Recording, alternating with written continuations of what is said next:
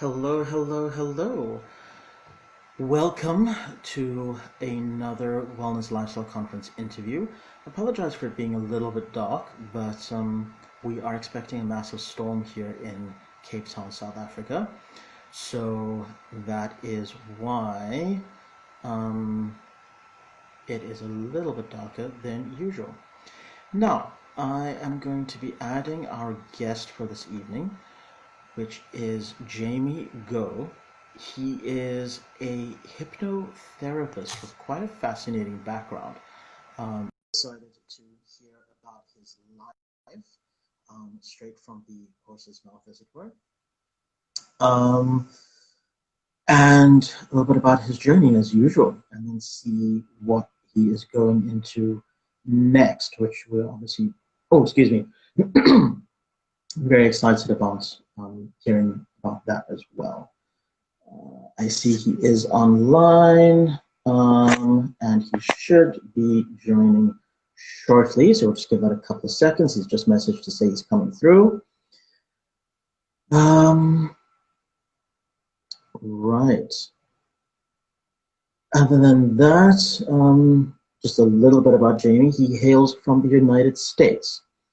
And as I'm sure most of you who are either watching this live or catching the replay will know, it is quite a trying time over there at the moment, just with things being a little bit up in the air. I see Jamie has joined. Let me see if I can add him. There we go. Fantastic.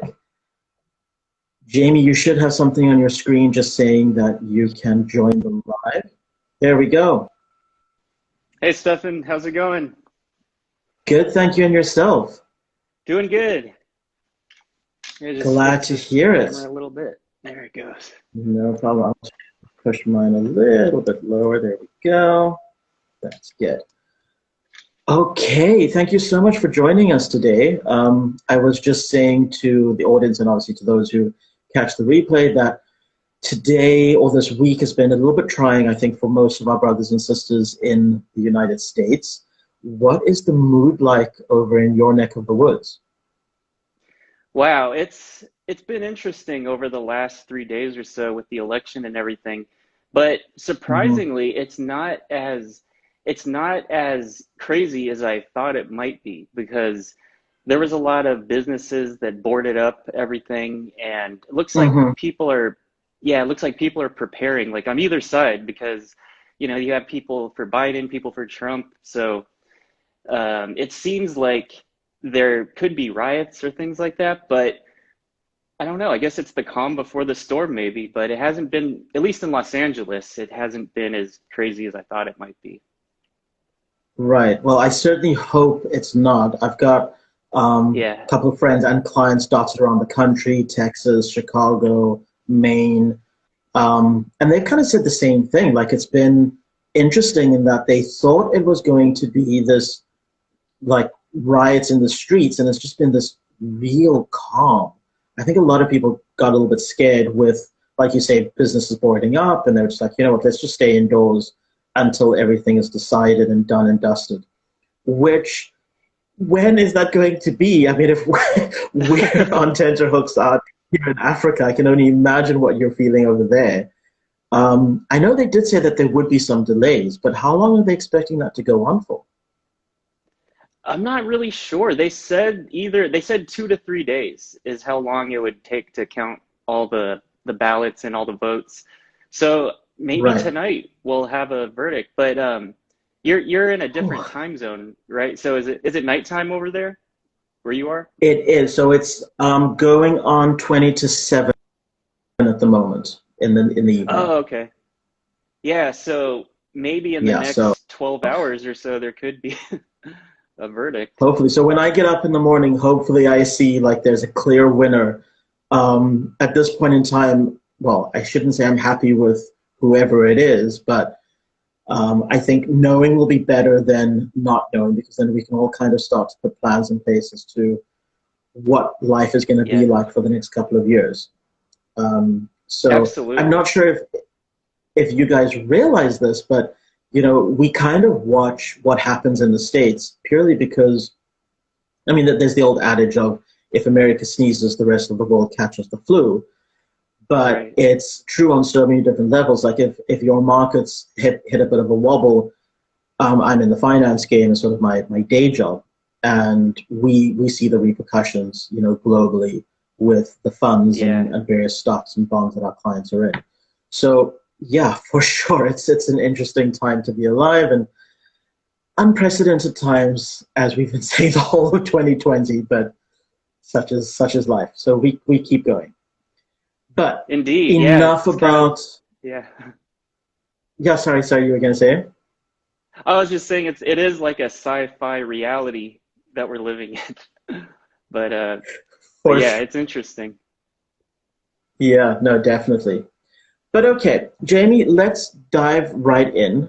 So, as I mentioned right at the outset, as I was adding you to the chat, but just to repeat again, you work currently as a hypnotherapist, and we'll get to that in a second because I'm really interested to hear as to how it is exactly that you work. But I'd love for you to share with the audience a bit of your background and what your upbringing was, because I was going through your bio and looking at the various information out there about you, and I was just like, this is just such an interesting guest. I mean, I say that about all my guests, but it is true. um, Thank you. so, yeah, please do share with us what kind of got you into this. What was your upbringing? How did you circle around to becoming a hypnotherapist? Sure. It's okay. So when I was a kid, my parents were from Singapore, so they moved a lot. They lived in Europe, then they lived in Canada, and then they had me in America, Seattle, Washington. And as early as I can remember, when you're a kid, everybody asks you, what do you want to do when you grow up and what do you want to be? And I could not Mm-hmm. pick from a menu. Like when I thought of it, I thought maybe a writer, maybe an artist, or something like that, more in the creative realms, but I couldn't actually put my finger on exactly what I wanted to be.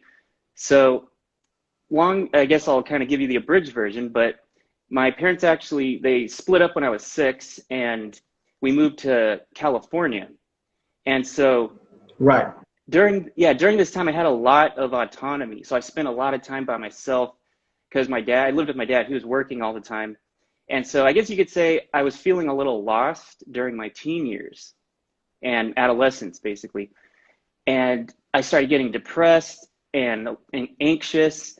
And I didn't even know what anxiety was because I wasn't originally Mm. like this. I remember when I was a kid, I was a real happy, very energetic kid. But I suddenly developed this, I got quiet and I just became a lot more anxious when I was in high school.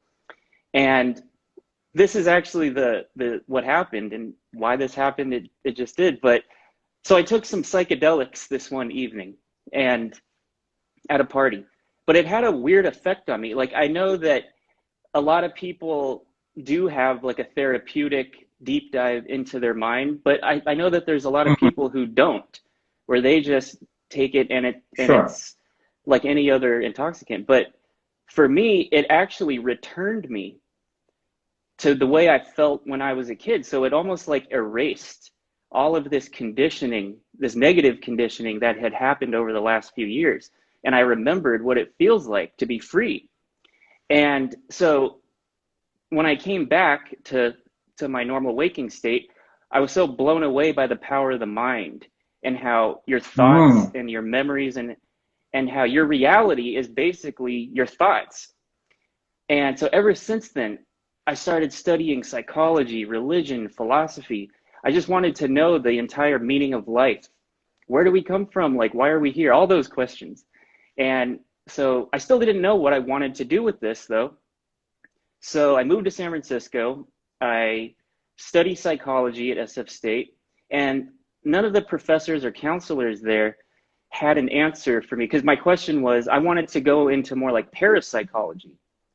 That's what I was really interested in. What is the potential of the power of the mind with ESP and telekinesis and all those kinds of things?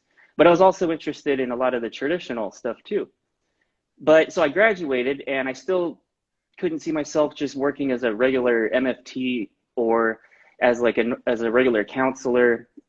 And so I just traveled and I got into, during this time I was in college, I was also reading these books about the subconscious mind, like the power of the subconscious mind. That was actually the title of the book that I found when I was working at this restaurant. Is kind of synchronistic. It was right there. And I carried that book with me for many, many years. And the information I got from these books, The Power of the Subconscious Mind, this type of material, it had so much practical application to my life. And I was Mm. using it on a daily basis. And so eventually I started training in what's now it's called mixed martial arts. But at this was around 2005. Mixed martial arts was Right. around, but it wasn't officially named that. It was like people cross trained and things like that. And so the Yeah. combination, yeah, and so the combination of the martial arts training with studying the subconscious mind is what gave me the most benefits in my life. And so it wasn't until 2015 that my father got sick and I had to move to Los Angeles to take care of him. And I found this school called Hypnosis Motivation Institute. And I went there, I checked it out, and they have this program where you can actually become a hypnotherapist. And I thought this was amazing. I didn't know that you could actually do this. And it's a legitimate, there's a union and it's legal to do without a license. You just need Hmm. you need to have a certificate. So I went through this Right. year program. Yeah, and they train you actually for 6 months. You enter a residency program where you're helping people. You're like an intern, and you rent out a little office, and you help people with all their, we call them presenting issues, because oftentimes when a client comes in, they will present a certain issue, but the more you work with them, you find out that is not exactly their issue. It's something else a lot of the Yeah. time. But yeah, so that's how I became a hypnotherapist. That is incredible. And I find it something so interesting that I literally just realized now as you were talking about your journey. Because I've been doing a couple of these interviews now with various people in, let's call it the broad term, which is it's healing, but it covers Yes. various formats. And what I find so interesting is the difference between the men and the women that I've interviewed, and then myself as well, that I think about my journey. The men very much have a questing, looking for the answers, wanting to know more about how does all of this work?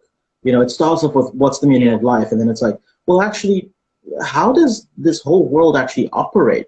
And then we kind of end up Yeah. going down this rabbit hole of, okay, so there's this, and then there's this piece, and then, oh, but that fits in here. And then suddenly you realize, oh, you've got all the tools to heal yourself and become a better human Yeah. being. And then the next step, of course, is sharing that with humanity. Um, so yeah, that's sorry, just a short observation from my side. But on But that note, definitely, Jamie, yeah. what would sorry, yeah, please continue. So it's so true though about how we all have out these inner resources that we can tap into to heal ourselves. And so yeah, I was just acknowledging, yeah, that's a big part also of what blew me away about hypnotherapy was tapping into those resources with this tool. For sure, for sure. Now you have your own practice, is that right? Beyond Levels Hypnosis. Yes. Okay, brilliant. And that is based in Los Angeles. Why don't you tell us a little bit about how you operate, like what it is you do specifically for your clients? Sure. So the first session is very different than subsequent sessions. And so when a client comes in, well, first I do a phone consultation to make sure they're within scope. Because if they have any Okay. medical, yeah, if they have any medical etiologies and they're looking for hypnosis to cure, for like a cure, then it's a Mm-hmm. little misleading because hypnosis is effective for what's called vocational or avocational self-improvement. So it's more of a supplement, but there are miracles. That's the thing. A miracle is not something you can guarantee legally. So that's the first Right. thing is, right. So the first thing is I speak to them over the phone for about 10 minutes just to make sure that they're within scope and I can help them. After that, they'll come in for the first session. And in this first session, what we do is there's a cognitive part of the session. And this is where I just listen to the client, listen to their story, ask them questions like, when did this start? When did your problem or your presenting issue, when did it begin? So I ask them all these questions and allow them to tell me the story. And then after this cognitive part of the session, they go through 2 tests that they take. And these tests is to locate their suggestibility, because hypnosis works off of suggestibility. So I'll give you a little example. Let's say you have 10 people, and every morning they go to a bus stop to wait for this bus to take them to work. One day, these same 10 people, they go to wait at the bus stop, the bus comes, but it doesn't stop. And so it drives right by them really fast, and it makes them all jump back because they almost get hit by the bus. The very next day, 8 of those 10 people will return to the same bus stop, to the same exact place on the curb, like nothing ever happened. But 2 of those people will never step near that bus stop, maybe even any bus stop ever again in their lives. And so why is that? It's because those 2 people were suggestible to the fear that that incident caused, but those other 8 people weren't. Yeah, so hypnosis, it's not what people usually think it is. It's a state, you could call it a state of, you may have heard that it's called like an alpha brainwave state. It's a state where your conscious mind is taking a break, and it is all those things, but it's also a state of hypersuggestibility. And so in this first session, hypersuggestibility and being fully absorbed and engaged in an activity.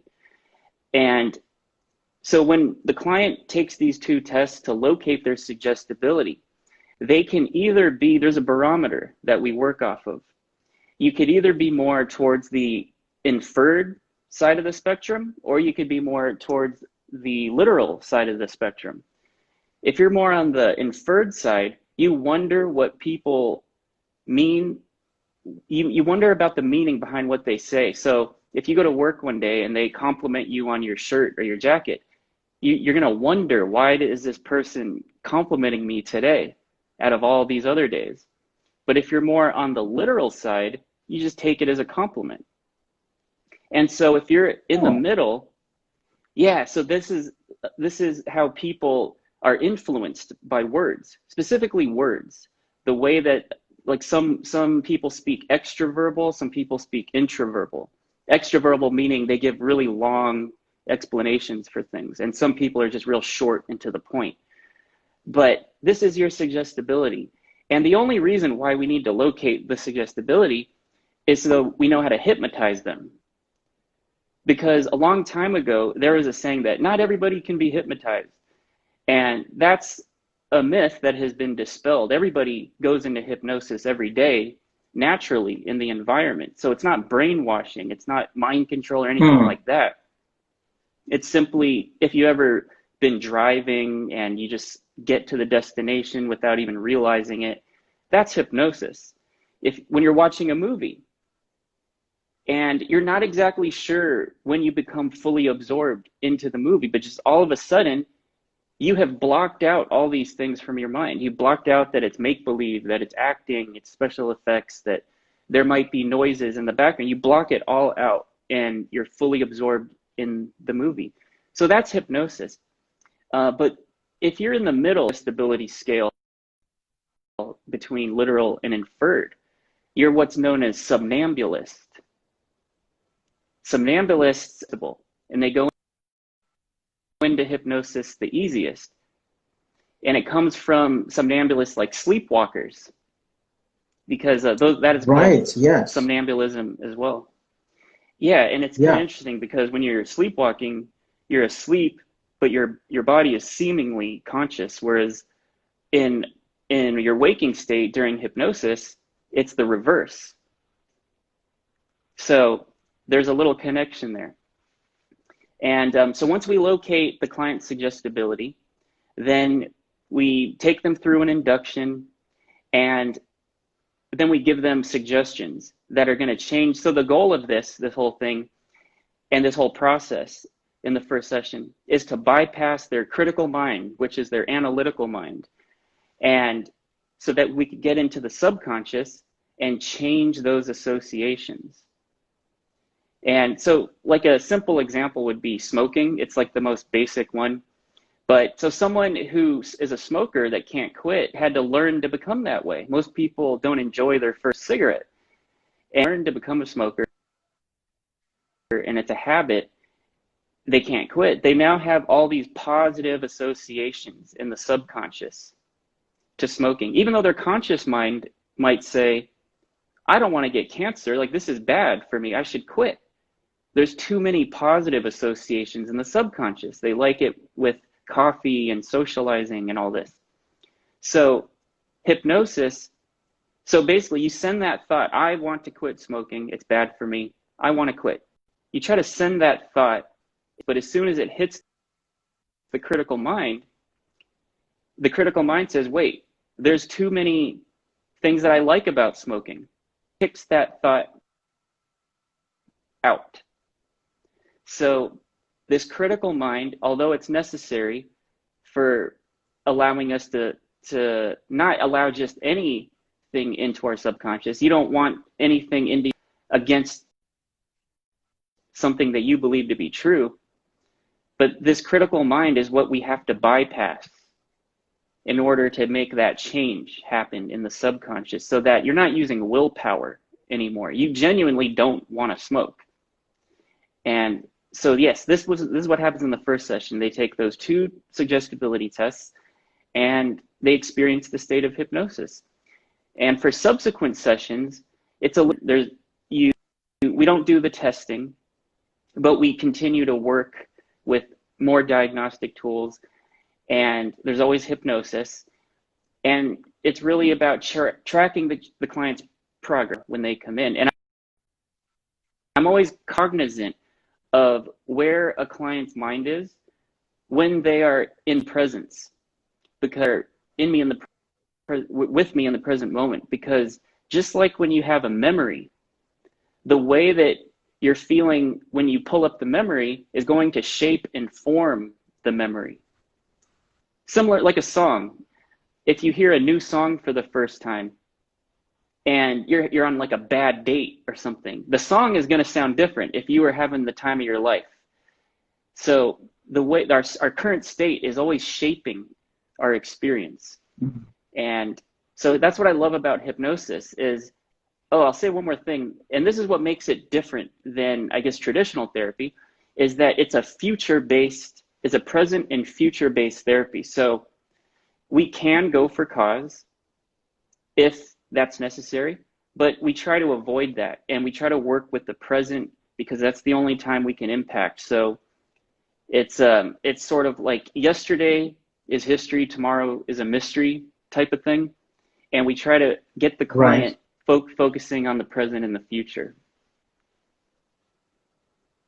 Okay, this is so deeply interesting, and I actually can't wait for your talk on the Wellness Lifestyle Conference, because you've stated a lot of stuff that I know intellectually from my studies in NLP, but that I've never really gone deeper into, how to use, some of the techniques that you're talking about is stuff that you learn in, I call it sales camp, but, like embedding certain feelings to be able to bring that up on command kind of a thing.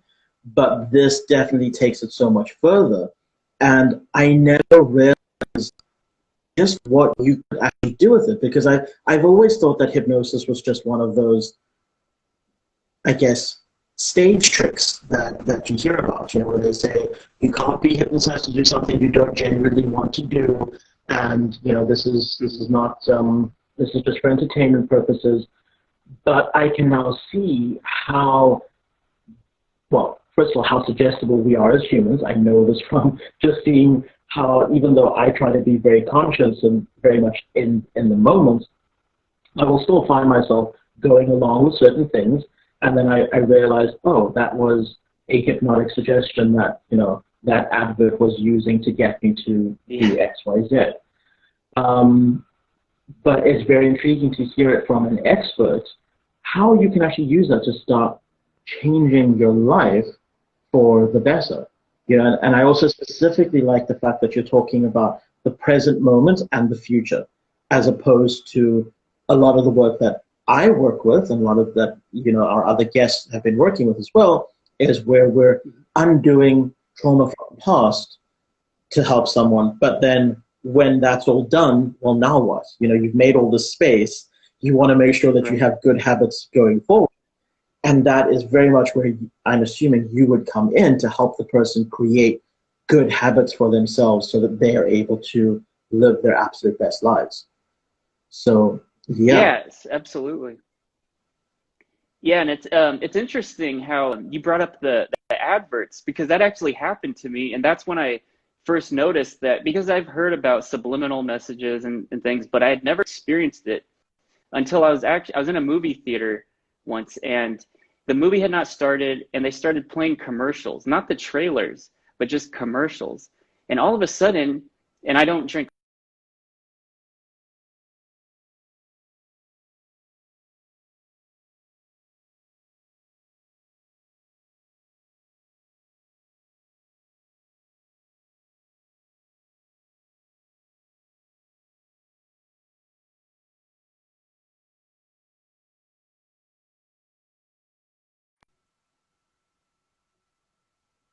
on me that, because I wasn't even really paying attention to the screen, but your subconscious can pick up information and it can process information at a rate much faster and much more expansive than your conscious mind can.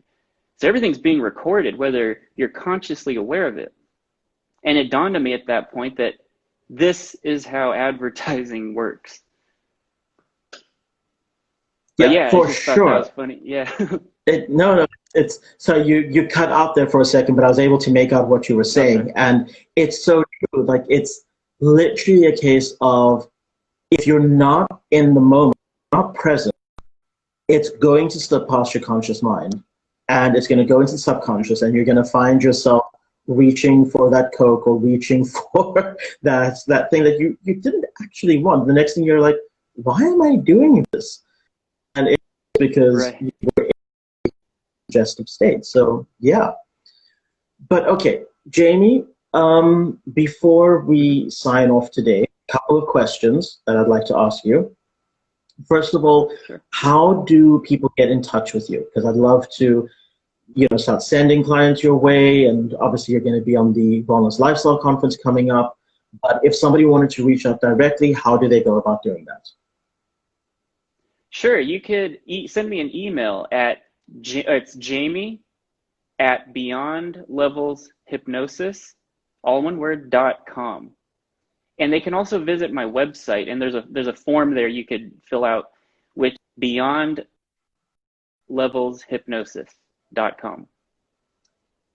So that's the best way. Brilliant. Also, Thank you so much. Instagrams, a lot of people, yeah, absolutely. Yeah, sorry. A lot of people send me DMs or messages through Instagram too. So either one of those would work, email or Instagram. Okay, fantastic. So I'm going to be tagging you in this video, of course. Email, website in the comments as well, just that everybody has that there.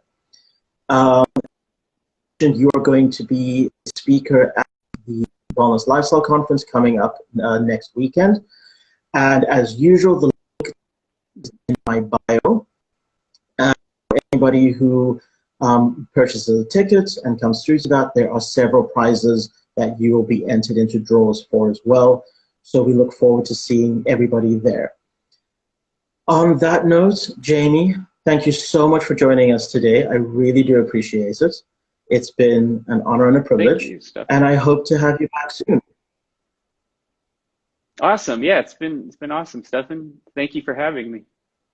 Thank you. Next time, if you do agree to do another interview with me, I'd love to hear more about your martial arts journey and specifically how you tied in the psychology with that. Because I was reading that on your bio. That seems like there's a whole other story there. So I want to tackle that with Yeah. you sometime. Sure. Yeah, that is actually one of, yeah, the things I'm the most passionate about too. So I would love to Okay, talk about all of fantastic. that journey and everything. Awesome. Also, we'll schedule that in, and we'll speak very soon. Thank you so much for being here today. Awesome. Sounds great. All right, Stefan, have a great rest of the Cheers, week then. and be safe out there. Thanks. Same to Till you. next Keep time. safe. Cheers, then.